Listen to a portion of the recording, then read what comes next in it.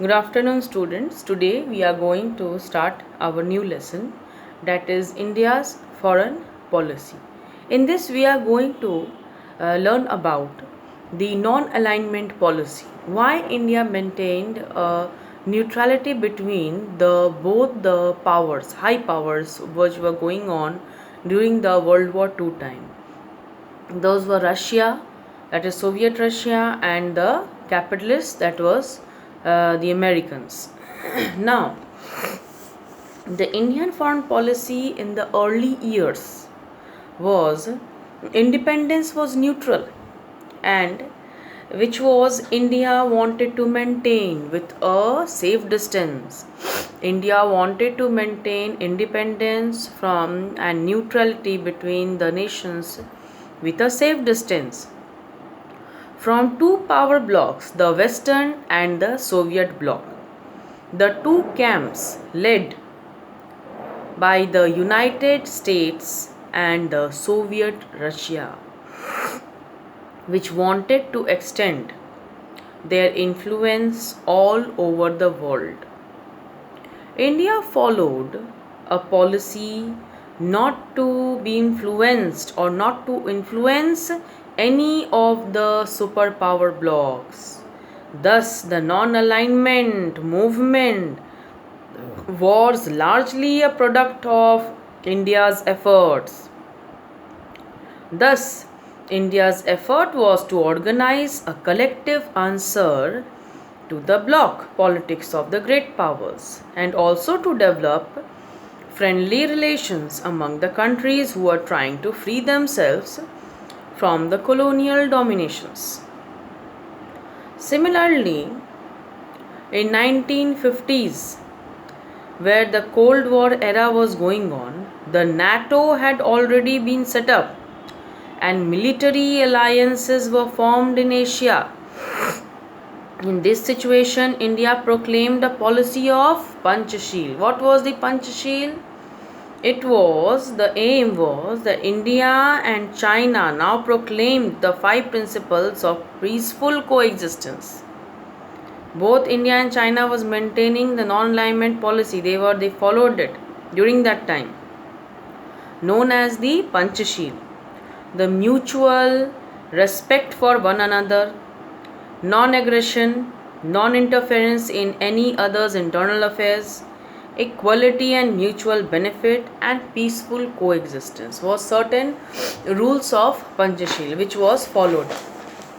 Next, there were certain reasons for following the non-alignment policy. Why this non-alignment policy came in the mind of the nations, and plus why it was maintained?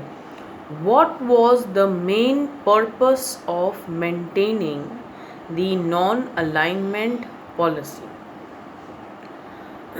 The word Third World was first used in 1950s to describe the countries which did not belong to the First World. After the end of the Second World War, the decolonization process started.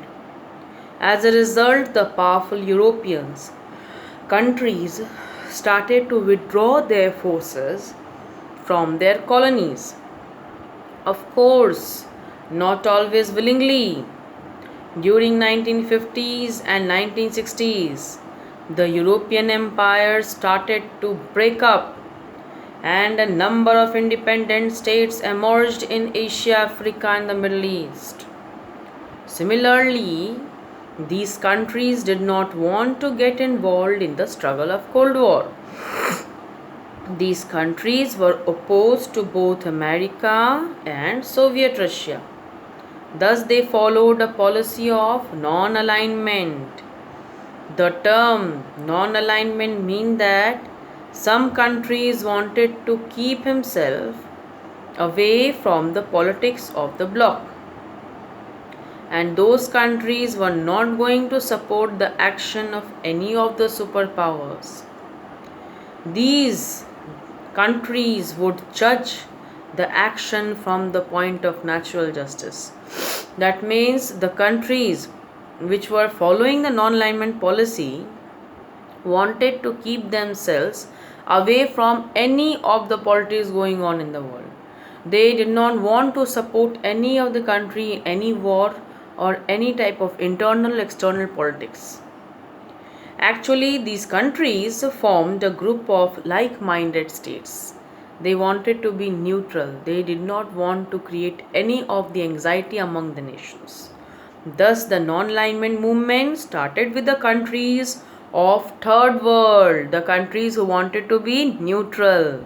That is why the name third world was given. So these countries wanted to keep themselves out of alliances and military impacts for their own interest only. Why the need for economic development was required in that time? What was the main purpose? Why was it required? Why the need came? Actually, the poverty of third world countries was another cause of adoption of this policy. Poverty was also the main reason, because during the war maximum of the revenues have been lost. Economically, these countries were extremely poor, though they constitute almost 70% of the world's population. So these countries needed financial and technical assistance from the power blocs. The need for peace was another important factor. These countries realized that they would not be able to make any development without peace in the country. They looked at the arms race as the dangerous for the world peace. Race for armaments, creating weapons, developing weapons was harmful for the nations. So they wanted to strengthen the UNO by following the non-alignment policies. So non-alignment policy, what do we understand now? The countries who wanted to be neutral, they were known as the third world countries. What was their main purpose of following the non-alignment policy? Their main purpose for following the non-alignment policy was they did not want to enter into any internal external politics of the other nations. They only wanted to be neutral. They wanted to keep themselves safe. It was for their own interest, and plus during the World War period they have been deprived from economic loss a lot. So to resume it, to gain back, they required a peace. They required a pause from all the politics or any type of weapon productionary or competitive productionary processes among the nations. So in this view, they started to adopt the non-alignment policy. So on this purpose, Badang Conference Summit was held in 1955 among the nations who were supporting this policy. What policy? The policy of non-alignment policy. So President Sukarno of Indonesia organized a conference of 29 Asian and African nations at Badang in 1955.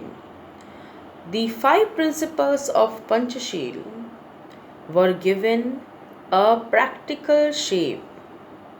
In this conference, here, Pandit Jawaharlal Nehru said that this conference gave a chance to the leaders of Asia and Africa to come closer and understand the problems of the third world countries. It marked the birth of Asia and the new Africa, and the leaders present there agreed to subscribe to the 5 principles. The peaceful coexistence, they showed complete unity and agreement with each other, especially in supporting the aims and objectives of the UNO. Similarly, the Belgrade Conference was held with the same purpose.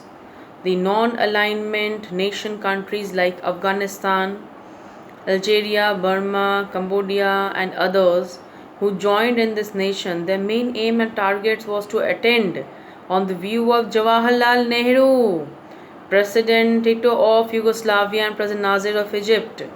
These three was considered the founding fathers of Belgrade, which gave the final touch and shape to the non-alignment policy, a strong determination to it.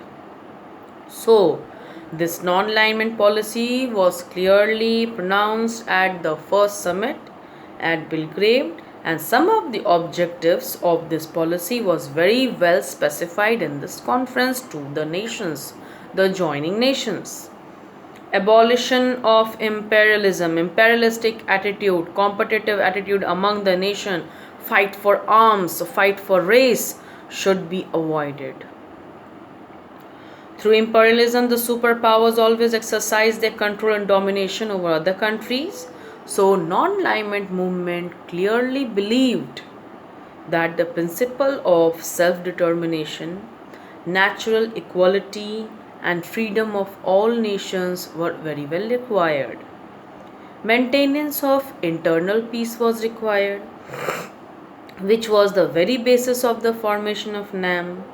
Maintenance of internal security.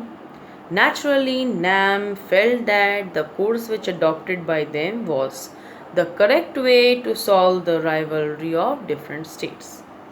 Similarly, in disarmament policy of NAM, always opposed the manufacture, possession, and use of nuclear weapons on the enemy states. The movement is also directed against all forms of racial discrimination. There were new internal economic orders. NAM strongly believed that the present economic system was based on equality. Thus, NAM members pleaded for the new internal and economic order. New internal and economic order, new economic policies on the basis of equality.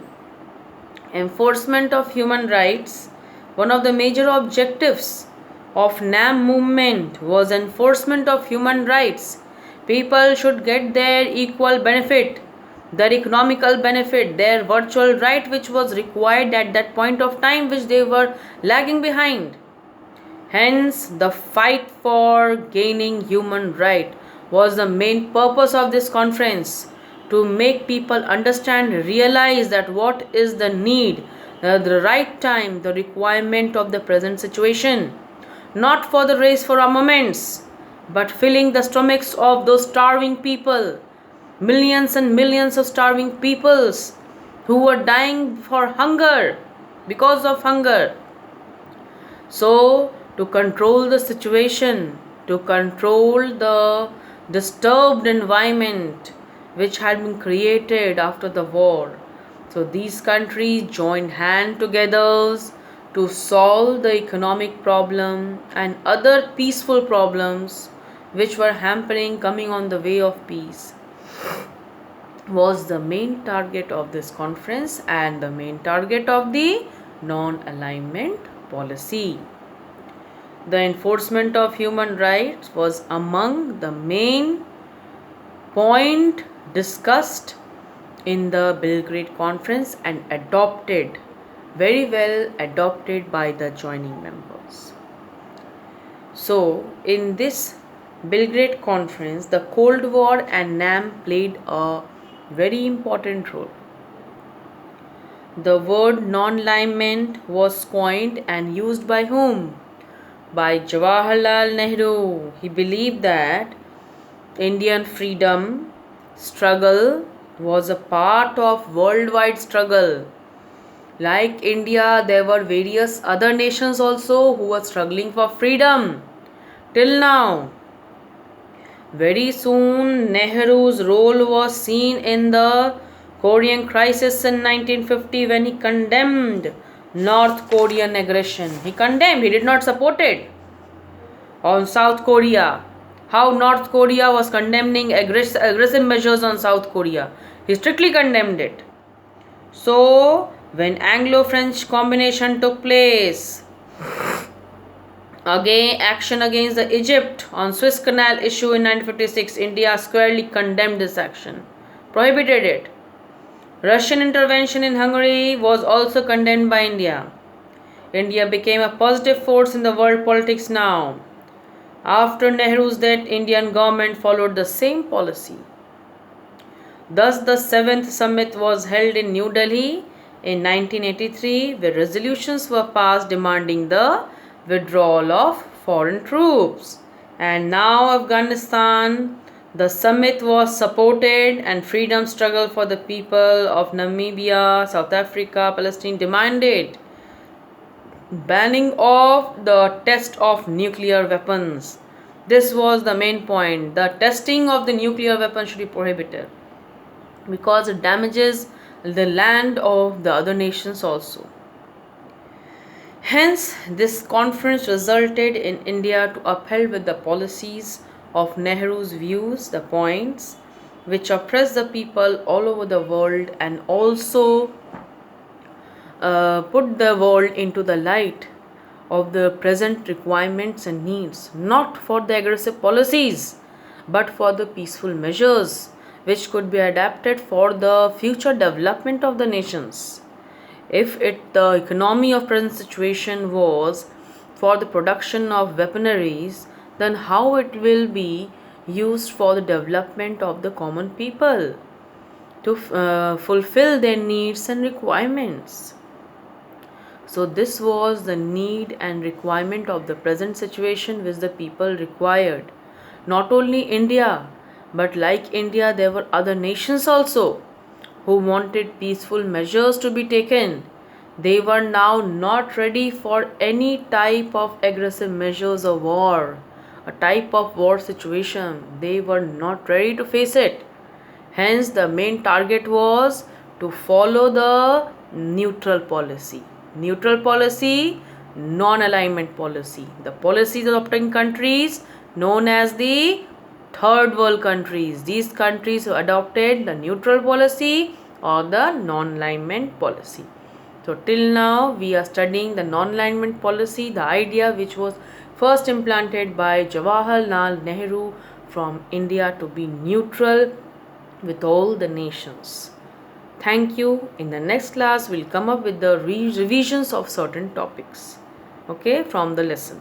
So, thank you, and do the worksheet of the previous changing face of Indian democracy. I have given you.